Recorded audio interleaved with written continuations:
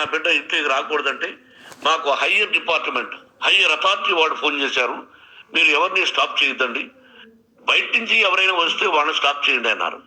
2 రోజుల నుంచి 10 మంది 20 మంది వస్తున్నారు. వాళ్ళు అలా చూస్తూ నిలబడ్డారు, వాళ్ళు ఫోటోలు తీసుకున్నారు, వాళ్ళ మీద మళ్ళీ వదిలేస్తున్నారు. ఎవరిని నిందించాలి? But I give respect to the police department.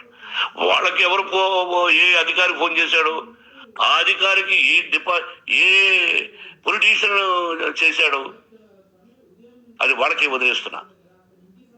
కాబట్టి వాళ్ళు పోలీస్ కంప్లైంట్ ఇచ్చినా కూడా మేము సంబంధం లేదని అంటున్నారు. కాబట్టి నేను నా బిడ్డను నిన్ను నాపు చేస్తున్నా. నువ్వు ఇంట్లోకి వచ్చే అధికారం నీకు లేదు. నువ్వు వచ్చి నీ బిడ్డను తీసుకెళ్ళు.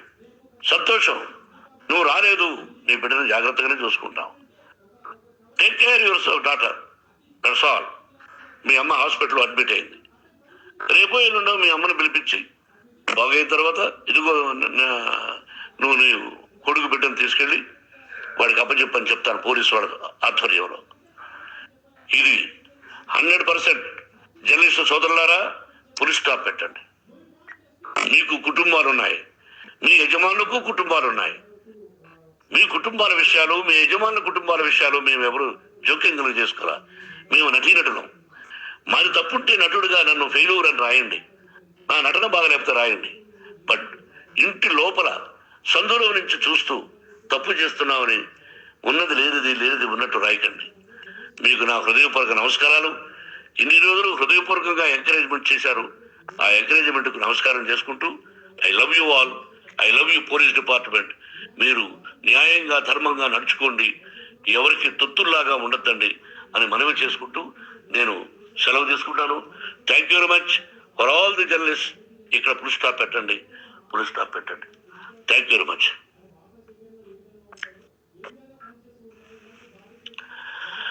మనోజ్, నువ్వు నా బిడ్డవి. లక్ష్మీ ప్రసన్న, విష్ణువర్ధన్ బాబు, మనోజ్ కుమార్, నిన్ను ఎలా పెంచానురా నేను? అందరికంటే నిన్నే గారాభంగా పెంచానురా. నీకే ఎక్కువ ఖర్చు పెట్టి చదివించాలని ప్రయత్నం చేశానురా. నువ్వు ఏది అడిగినా నేను నీకు ఇచ్చానురా. కానీ ఈ రోజున నువ్వు చేస్తున్న పని బిడ్డల గుండెల మీద తంతారంటారే, అలా తన్నేవరా. మనసు ఆవేదనతో కింగిపోతుందిరా.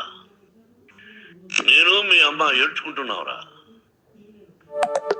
జర్నలిజం ఉన్నది లేనిది ఉన్నట్టు రాస్తున్నారా. నువ్వు నన్ను కొట్టడం ఏంట్రా? నా బిడ్డ నన్ను తాకలా. ఇద్దరం ఘర్షణ పడ్డాం కొన్ని కారణాల వల్ల. ప్రతి ఫ్యామిలీలోనూ ఉంటాయిరా ఇవి. లేనివాడు ఎవరైనా ఉంటే ప్రపంచంలో ఒకరున్నారేమో, 1% ఉంటుందేమో. అటువంటి వాళ్ళ ఇంటికి వెళ్ళి కాళ్ళు గడిగి నిద్ర పూసుకోవచ్చు. భారత భాగవత రామాయణాలు చూశావు.